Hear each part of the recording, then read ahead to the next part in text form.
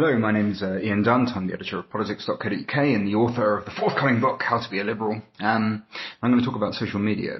It's an odd one, social media. I mean, it's sort of given a lot of blame and a lot of praise. I mean, the reality is technology doesn't fundamentally change stuff in the human condition.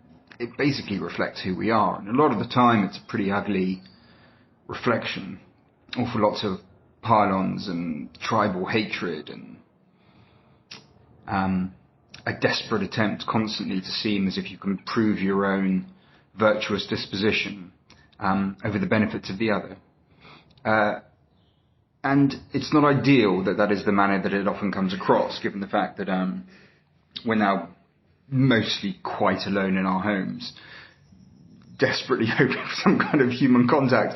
And in a lot of cases, social media is basically what you've got.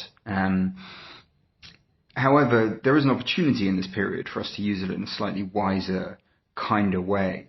Now, the word kindness gets bandied around quite a lot at the moment, and has been for a few months, in terms of how one behaves online. And it's quite an easy thing to say, quite a difficult thing to actually work through. Everyone thinks of themselves as kind, and in fact some of the people who are harshest online will like to tell themselves that they only do so because they're so kind about the human race or about the groups they represent.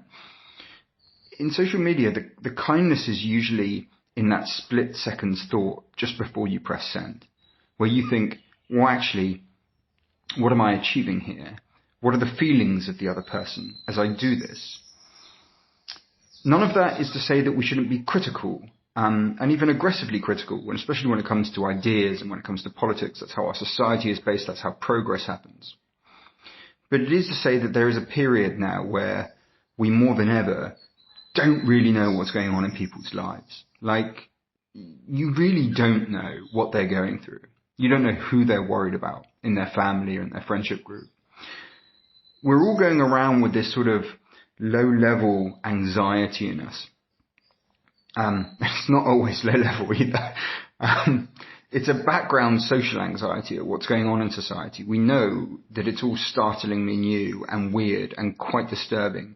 The empty streets, the cinemas closed down, the pub that you like being closed. All of this it looks like a zombie movie without the zombies.